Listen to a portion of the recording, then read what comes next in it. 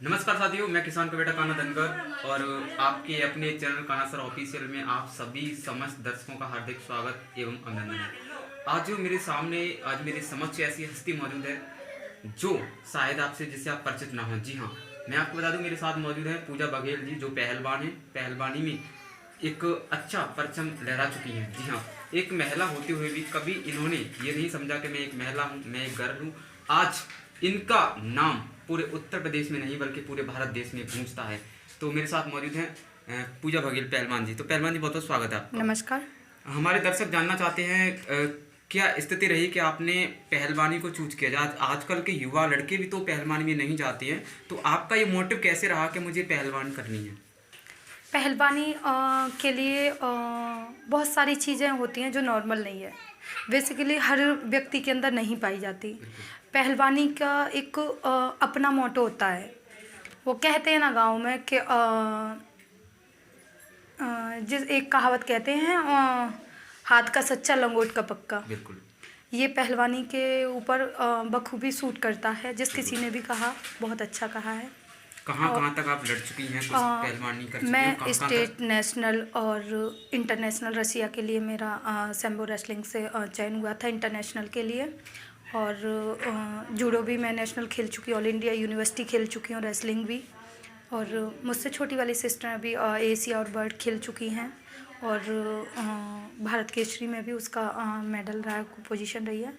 और छोटी वाली है, वो भी नेशनल खेलती है। क्या लगता है पूजा बघेल जी, अगर देखा जाए तो आप एक गर्ल हैं। जब आपने ये पहलवानी करना शुरू किया था तो गांव के लोगों ने कुछ न कुछ आपके ऊपर तंज कसे होंगे, लेकिन उन तंजों को भुलाकर भी आपने एक नेशनल लेवल तक और इंटरनेशनल लेवल तक में भी पहुंचने का जो दम दिखाया है। क्या कहना चाहेंगे इस पर? गांव वाले की मेंटेलिटी होती है कि वो किसी ने कहा कि जनता ने, लोगों ने तो ईश्वर को भी नहीं कहने से छोड़ा कि एक कहावत कहते हैं ना, महादेव वो बैल पे बैठ के जा रहा था कि वो अकेले जा रहे थे, तो क्या ना पैदल पार्वती को ले जा रहा है। और जब वो दोनों बैठ गए, क्या ना देखो दोनों एक बैल पे बैठ के जा रहे हैं, क्या ना दोनों ही खाली के कितने बेवकूफ़ हैं, क्या ना दोनों पैदल चल रहे हैं और वो खाली जा रहा है। तो ये तो दुनिया जो आया जिस काम को, उससे और ना हो। क्या लगता है आपके परिवार में पहले भी कोई पहलवानी करता था? जी नहीं, मेरे परिवार में पहलवानी कोई नहीं करता था। बस ये था शारीरिक फिजिकल एक्टिविटी, शारीरिक मेहनत करने में मेरे नाना और बाबा दोनों इस टाइप के थे। तो उन्होंने ये सारी चीज़ कसरत देखते हुए मुझे भी थोड़ा सा उत्साह रहता था, क्योंकि मैं ज़्यादातर अपने मामाओं में और भाइयों में ही पली बड़ी हूँ। तो और किसान परिवार से मैं बिलोंग करती हूँ। तो मेरा खेती बाड़ी का काम था, जिसमें फावड़ा और वो चलाना वो ज़्यादा ज़रूरी था। उसी की बदौलत मेरे अंदर मतलब पावर थी, जिस शक्ति का मुझे पता नहीं था।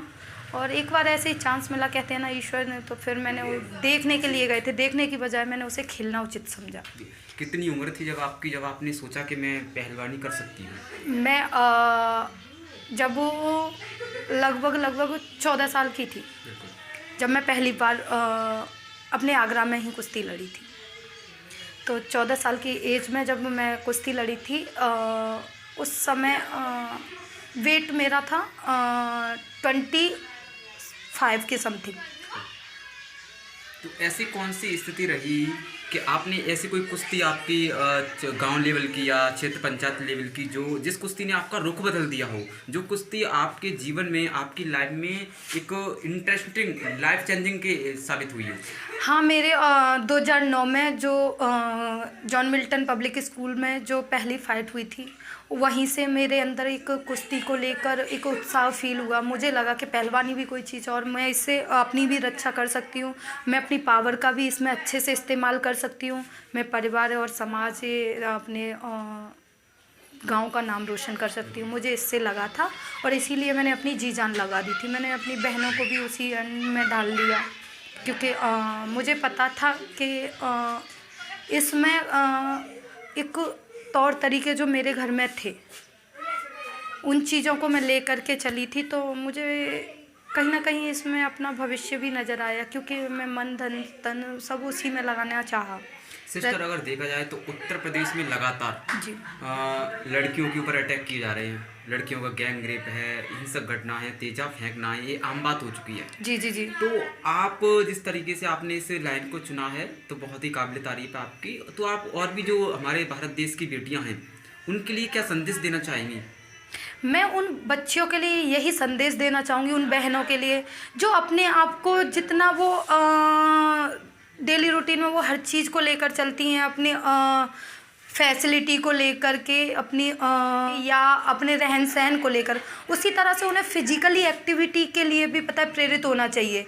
उन्हें अपनी शारीरिक फिटनेस के साथ साथ ना जो आजकल लड़कियों को रहता है कि मैं एक नॉर्मल बेस में कहूँगी, जो लड़कियों के माइंड में रहता है कि फिगर और वो ऐसी चीज़ों को लेकर के वो ज़्यादा अपने आप में बहुत अच्छे से समझती हैं। कपड़े मतलब हाँ, कपड़े पहना ओढ़ावे, इस सारी चीज़ को पहना ओढ़ावे एक अलग चीज़ है, चलो कोई जिस तरह से पसंद करता है वो अलग चीज़ है। लेकिन मैं उन लड़कियों से कहना चाहूँगी कि अगर अपने आप को इस तरह से अगर वो ये चीज़ों पर ध्यान देती हैं तो उन्हें अपनी शारीरिक फिटनेस और उस चीज़ पे भी बहुत ज़्यादा ध्यान देना चाहिए। उन्हें एक्सरसाइज पे ध्यान देना चाहिए।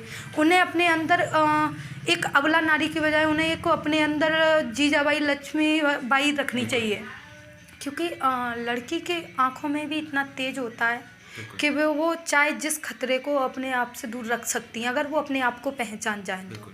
मैं मानती हूँ कि अटैक होना ये सारी चीज़ जानबूझ के या साजिश नहीं होती, एक अचानक से होता है जो भी होता है। उसके लिए मैं भी ये चीज़ चाहूँगी, लेकिन हाँ, हमें अपने आप को इतना सक्षम होना चाहिए कि इतना कॉन्फिडेंस होना चाहिए कि दो चार जब कोई भी आ जाए तो हमसे भी मतलब वो अछूते ना जाए। हादसा क्या होता है, परिणाम कुछ चीज़ें होती हैं वो नहीं बदल पाते, लेकिन हाँ कहीं ना कहीं पीछे तो उनको हम हालातों के सामने मजबूर हो जाए, लेकिन पीछे तो उन्हें दंड मिलने के लिए हम अपनी निशानियाँ छोड़ सकें। एक अबला की तरह मरो तो शेर की तरह मरो, अबला बेचारी की तरह नहीं। बिल्कुल। सिस्टर, हम आपका लक्ष्य जानना चाहेंगे। आपका इस स्तर में है, आप इंटरनेशनल तक खेलने जा रही हैं, आपका लक्ष्य क्या है? जी, अब मेरा लक्ष्य अब मैं अपनी सिस्टरों में देखती हूँ अपना लक्ष्य, क्योंकि अभी मैंने रेसलिंग छोड़ दी है। मैं एज ए कोच अभी ट्रेनिंग देती हूँ। मैं नवोदय में भी कोचिंग दे चुकी हूँ और अभी मैं राजस्थान नवोदय में हूँ। आप मतलब एक कोचिंग देने का कार्य कर रही हैं? जी जी बिल्कुल। तो जी हाँ साथियों, हमारे साथ मौजूद थी पूजा बघेल पहलवान जी, जिन्होंने बताया है कि वो लगातार पहलवानी में एक अच्छी पकड़ बना चुकी हैं। आपको बता दें कि हमने बताया भी था आपको, उत्तर प्रदेश ही नहीं बल्कि पूरे भारत देश में वो सितारा है जो आप शायद ही ना जानते हैं। जी हाँ, उन्होंने कहा है लड़कियों को लेकर उनके विचार है, बहनों को लेकर, माता बहनों को लेकर उन्होंने कहा है कि लड़कियां भी किसी से कम नहीं हैं, लड़कियों को भी अपनी सुरक्षा स्वयं करनी होगी। हमें सरकार पर और हमें देश पर निर्भर नहीं रहना है, बल्कि हमें खुद निर्भर बनना पड़ेगा, हमें खुद आत्मरक्षा करनी होगी। जी हाँ, जितनी भी बहनें हमें सुन रही हैं, मैं उन बहनों को लिए भी कहना चाहूँगा, जैसे कि हमारी सिस्टर ने बताया है कि अपनी रक्षा स्वयं करिए। आप भी दुर्गा हो, आप ही लक्ष्मी हो, और आप ही भवानी हो, आप ही काली हो। जी हाँ, आप में सब कुछ है और आप ही इस संसार को चलाने वाली हो। आप अपनी शक्ति को पहचानिए, आप अपनी ताकत का अंदाज़ा लगाइए। जी हाँ, हमारे साथ में मौजूद थी पूजा बघेल जी, जो पहलवान है। अब आपको बता दें कि नेशनल और इंटरनेशनल लेवल तक खेल चुकी हैं और आजकल शिक्षण देने का कार्य कर रही हैं। और जॉन मिल्टन पब्लिक स्कूल की एक कुश्ती थी, जिन्होंने उस कुश्ती ने इनका लाइफ चेंजिंग का काम किया। और आगे जानते हैं क्या विचार हैं दीदी के। मैं आगे के लिए ये चीज़, मैं एक समाज सेवक और पॉलिटिक्स मुझे पसंद नहीं है बिल्कुल भी, लेकिन मैं एक चीज़ जानती हूँ कि जब तक हम लोग पॉलिटिक्स को ध्यान में नहीं रखेंगे, अपने संविधान को ध्यान में नहीं रखेंगे, अपनी शिक्षा और संस्कारों को ध्यान में नहीं रखेंगे, तब तक हम कोई भी मुकाम हासिल करके भी मुकाम हासिल नहीं कर पाएंगे। क्योंकि मुझे लगता है ये सारी चीज़ें हमारे दिमाग में रहेंगी, तभी हम उसके बारे में जानेंगे, तभी हमें पता है हमें क्या करना है और इससे हम क्या कर पाएंगे।